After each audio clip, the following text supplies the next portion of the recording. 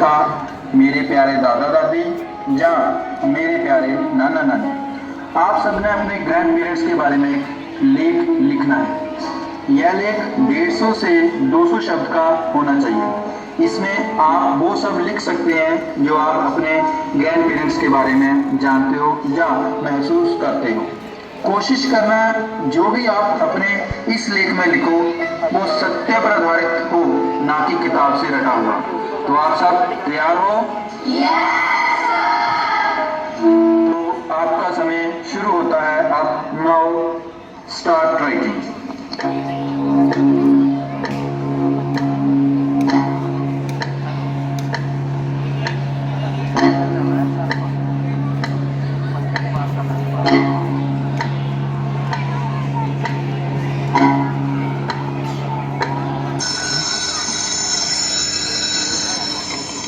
Stop writing, time is over.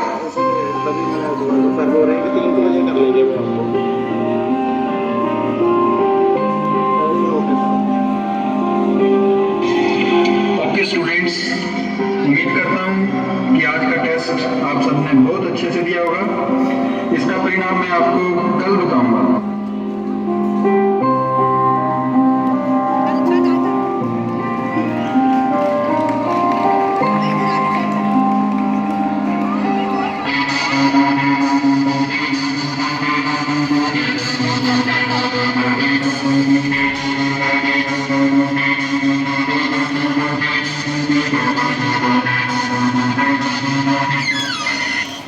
May I come in, sir?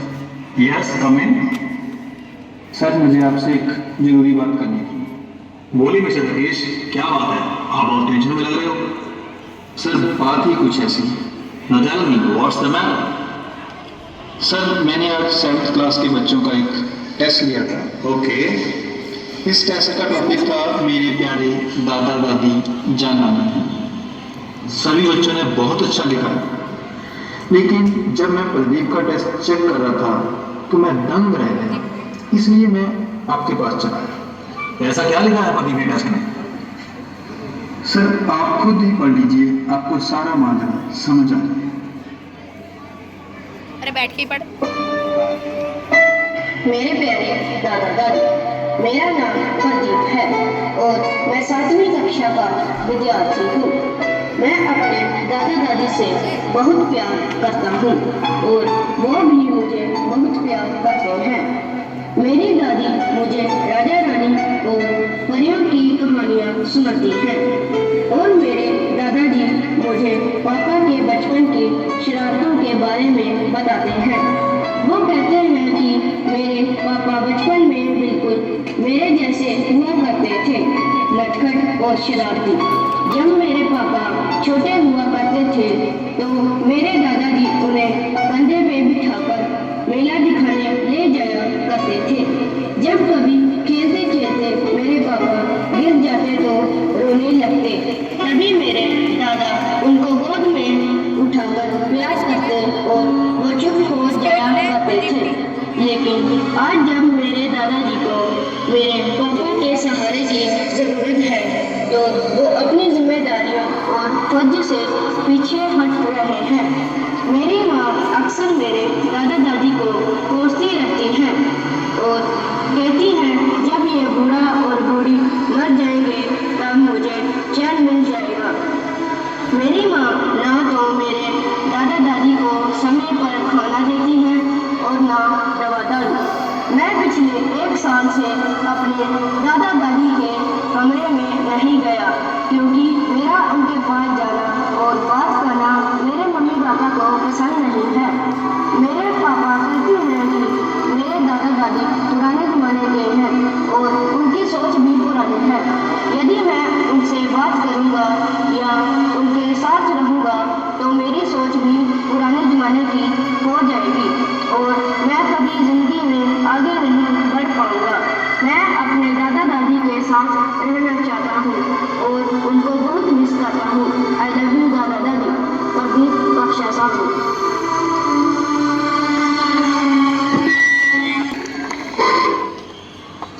ये तो सच में बहुत टेंशन की बात है। हमें इस बारे में प्रदीप से बात करनी चाहिए।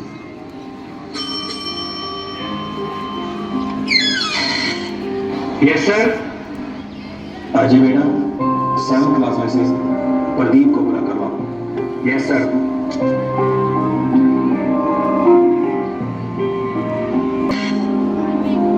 हेलो प्रदीप बेटा, कैसे हो तुम? मैं ठीक हूँ सर। कम ऑन बेटा, मेरे पास आओ। प्रदीप बेटा, जो तुमने इस टेस्ट में लिखा है क्या वो सच है? यस सर, सच है। मैं कभी झूठ नहीं बोलता। कूल डाउन बेटा, कूल डाउन। मैं तुम्हारी समस्या समझ सकता हूँ। अब तुम ज्यादा दिन अपनी दादी दादा से दूर नहीं रहोगे, ये मेरा वादा है तुमसे। अब तुम अपनी क्लास में जाओ और मन लगाकर पढ़ो। मिस्टर राकेश, आप ऐसे ही अभी प्रदीप के पापा को फोन कीजिए और उन्हें कहिए कि प्रिंसिपल सर आपसे मिलना चाहते हैं।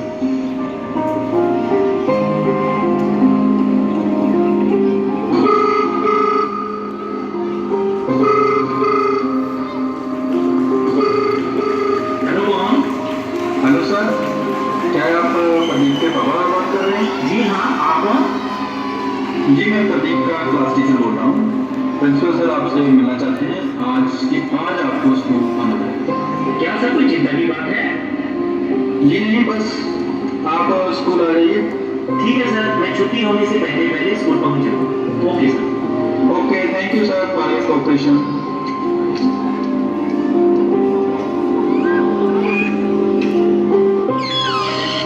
आइए आइए मिस्टर बजाज, बैठिए। नमस्कार सर, कहिए क्या बात है सर, आपने हमें बुलाया है? आपसे कोई जरूरी बात करनी थी, इसीलिए आपको यहाँ बुलाया था। जी कहिए क्या बात है? क्या प्रदीप ने कोई शरारत की है स्कूल में? जी नहीं, ऐसी कोई बात नहीं है। दरअसल हमारे स्कूल में एक नया नियम बनाया है जिसके बारे में आपसे बात करना जरूरी था। आज के बाद आप अपने बच्चे के साथ हिंदी या पंजाबी में बात नहीं करोगे, क्योंकि आपका बच्चा एक इंग्लिश मीडियम स्कूल का स्टूडेंट है। अगर आप इंग्लिश के अलावा किसी और भाषा में उससे बात करोगे तो वो इंग्लिश नहीं सीख पाएगा। उम्मीद करता हूँ कि आप हमारा साथ देंगे। लेकिन सर हमें तो इंग्लिश नहीं आती, क्योंकि हम एक हिंदी माध्यम स्कूल में पढ़े हैं और कभी हमने इंग्लिश में बात नहीं की। यह तो मुश्किल है, बहुत ही मुश्किल है सर हमारे लिए। मुश्किल तो है लेकिन नामुमकिन नहीं है। अगर आप कोशिश करेंगे तो थोड़े ही दिन में आप इंग्लिश बोलना सीख जाएंगे, लेकिन तब तक आप प्रदीप से बात नहीं करोगे, because rules are equal for all. Sir हम मानते हैं कि हमें इंग्लिश नहीं आती, इसीलिए हमने अपने बच्चे को स्कूल में दाखिल करवाया था ताकि वे हमसे बेहतर एजुकेशन प्राप्त कर सके और जिंदगी में कामयाब इंसान बन सके। लेकिन इसका मतलब यह तो नहीं कि हम अपने बच्चे से सिर्फ इसकी बात करना बंद कर दें क्योंकि हमें इंग्लिश नहीं आती। यह तो बहुत ही गलत बात है सर। आखिर वो हमारा खून है, हमने उसे पैदा किया है। बिल्कुल सही कहा आपने मिस्टर बजाज। हर माँ बाप यही चाहता है कि उसके बच्चे उससे आगे निकल जाएं और लाइफ में कामयाब हो। हर पीढ़ी के अंतराल के साथ सोच परिवर्तित हो जाती है, जिसे हम जनरेशन गैप कहते हैं। आप कहना क्या चाहते हैं सर? मेरे समझ में नहीं आया। क्या आप मानते हैं कि आपकी और आपके बेटे की सोच और सोचने के तरीके में अंतर है? बिल्कुल है सर, क्योंकि जो सुविधाएं हम अपने बच्चों को दे रहे हैं वो हमारे टाइम में नहीं हुआ करती थी। एक सवाल और मिस्टर बजाज, जो सुविधाएं आपको मिली थी क्या वो आपके पापा के टाइम में थी? बिल्कुल नहीं सर, तब तो स्कूल भी नहीं हुआ करते थे। अगर कोई एक आधा स्कूल हुआ भी करता था तो सारे बच्चे पढ़ने नहीं जाया करते थे। यही बात समझाने के लिए आपको यहाँ बुलाया था मिस्टर बजाज। क्या मतलब? साफ साफ बताइए सर, आप कहना क्या चाहते हैं?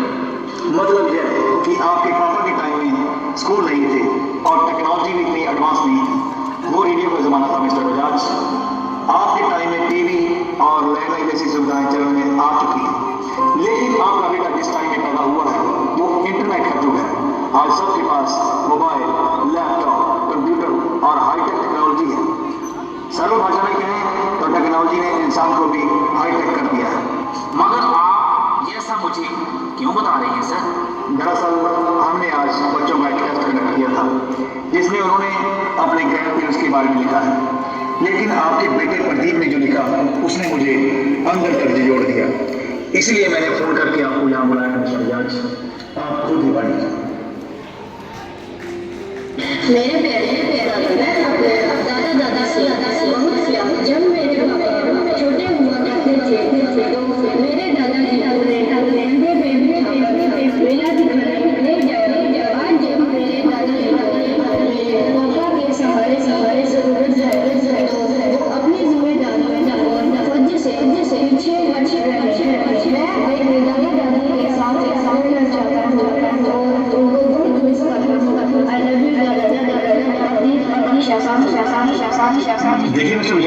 मेरा मकसद आपकी इंसल्ट करने का बिल्कुल नहीं था। आपका बेटा बहुत ही होशियार और होनहार विद्यार्थी है। बच्चे तो कच्ची मिट्टी की तरह होते हैं मिस्टर बजाज। माँ बाप और अध्यापक उन्हें जिस तरह का रूप देना चाहे दे सकते हैं। बच्चे का दिमाग कंप्यूटर की हार्ड ड्राइव की बात ही होता है। जिस तरह का डाटा और बातें हम उसमें सेव करते जाएंगे वह उसी प्रकार के डाटा के साथ भर जाएगा। आज आप अपने बच्चे के दिमाग में उसके दादा दादी के बारे में जो सोच विकसित कर रहे हो वह ताउम्र उसके साथ रहेगा। कल को वो पढ़ लिख जाएगा, उसकी शादी होगी और उसके बच्चे भी होंगे। अगर कल को वो अपने बच्चों को आपसे दूर रहने को कहेगा तो आपको कैसा महसूस होगा मिस्टर बजाज? बस कीजिए सर, बस कीजिए। मुझे अपनी गलती का एहसास हो गया है। जाने जाने में मुझसे और मेरी बीवी से बहुत बड़ा पाप हुआ है सर। मुझे माफ कर दीजिए सर। चुप कर जाइए मिस्टर बजाज। अगर सुबह का बुरा हुआ शाम को घर लौटाए तो उसे बुरा नहीं कहते। अगर आपको माफी मांगनी ही है तो मुझसे नहीं अपने माँ बाप से मांगिए जिनका आपने बहुत दुख दिखाया है मिस्टर बजाज। आपने बिल्कुल नहीं कहा सर। मैं अपनी माँ और बाप का बहुत बड़ा गुनहगार और अपने बेटे प्रदीप का नहीं। मैं आपसे वादा करता हूँ कि आज के बाद मैं प्रदीप को उसके दादा दादी से मिलने और बात करने से कभी मना नहीं करूँगा सर। ये हुई ना बात मिस्टर बजाज। चलिए आपके घर चलते हैं। आपके मम्मी पापा आपका इंतजार करें।